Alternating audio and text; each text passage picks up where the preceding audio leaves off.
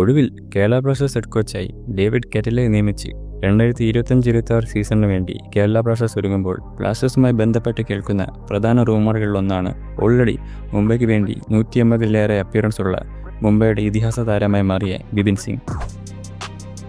ISLലെ ഏറ്റവും മികച്ച ഇന്ത്യൻ പ്ലേയേഴ്സിൽ ഒരാളായ ബിപിൻ്റെ എബിലിറ്റീസും ടാക്ടിക്സിലോട്ടും കടക്കുന്നതിന് മുമ്പ് അദ്ദേഹത്തിൻ്റെ കരിയറിലേക്കൊരു പീക്ക് നടത്തിയാൽ ഐ ലീഗ് ക്ലബ്ബായ ഷിലോങ്ങിലൂടെയാണ് തൻ്റെ സീനിയർ കരിയർ തുടങ്ങുന്നത്. തുടർന്ന് 2017-18 സീസണിൽ ATKയ്ക്കായി സൈൻ ചെയ്യുന്ന ബിപിൻ 12 കളിയിൽ 6 സ്റ്റാർട്ടിൽ 3 ഗോൾ കോൺട്രിബ്യൂഷനാണുള്ളത്. ATKയിൽ ഒരു സീസണിന് ശേഷം മുംബൈയിലെത്തുകയും ആദ്യ 2 സീസണിൽ വലിയ അവസരം ലഭിക്കാതെ വെറും 6 കളികൾ മാത്രമാണ് സ്റ്റാർട്ട് ചെയ്തത്. ഒടുവിൽ 2020-21 സെർജിയോ ലൊബേറ മുംബൈയിലെത്തുന്നതോടെ ആ സീസണിൽ 20-ൽ 19 കളിച്ച് 9 ഗോൾ കോൺട്രിബ്യൂഷനുമായി ലീഗ് ഷീൽഡും കപ്പും ഉയർത്തി.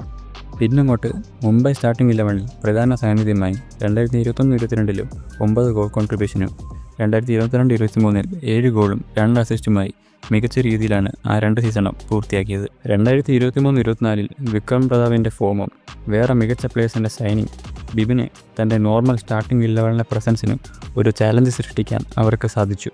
2024-25 സീസണിലും വെറും 13 കളികൾ മാത്രമാണ് ബിപിൻ സ്റ്റാർട്ട് ചെയ്തത്.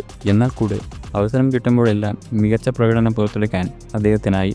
2020-21 ISL ഷീൽഡും കപ്പും ഉൾപ്പെടെ 2 ഷീൽഡും 2 കപ്പും പിന്നെ 2022 ഡുറൻ കപ്പ് റണ്ണറപ്പുമാണ് ബിപിൻ.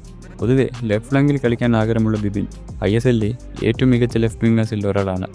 എന്നാലും റൈറ്റ് ഫ്ലാങ്കിൽ കളിച്ച് എക്സ്പീരിയൻസ് ഉള്ള പ്ലെയർ തന്നെയാണ് അദ്ദേഹം. ISLലെ എക്കാലത്തെ മികച്ച ലെഫ്റ്റ് വിംഗേഴ്സിൻ്റെ ലിസ്റ്റിൽ ഗോൾ അടിക്കുന്നതിൽ 3-മതും പെനാൽറ്റി മാറ്റി നിർത്തിയാൽ 2-മതുമാണ് ബിപിൻ. അതിൽ ഇന്ത്യൻ പ്ലേയേഴ്സിനെ മാത്രം എടുത്താൽ 1-മതാണ് അദ്ദേഹം. പുതിയ കേരള ഹെഡ് കോച്ചായ കെറ്റല 4-2-3-1 അല്ലെങ്കിൽ 4-4-2 എന്ന രീതിയിൽ തന്നെ ടീമിനെ അണിനിരക്കുമ്പോൾ അതിൽ ബിപിൻ സിംഗിനെ ഉൾപ്പെടുത്തി അലൈൻ ചെയ്താൽ അദ്ദേഹത്തിൻ്റെ എക്സ്പീരിയൻസും എബിലിറ്റീസും പിന്നെ സ്ട്രൈക്കറായ കാസ്റ്റലും എത്തിയാൽ കേരളയുടെ അറ്റാക്കിംഗ് സ്ട്രെങ്ത് വർദ്ധിക്കും.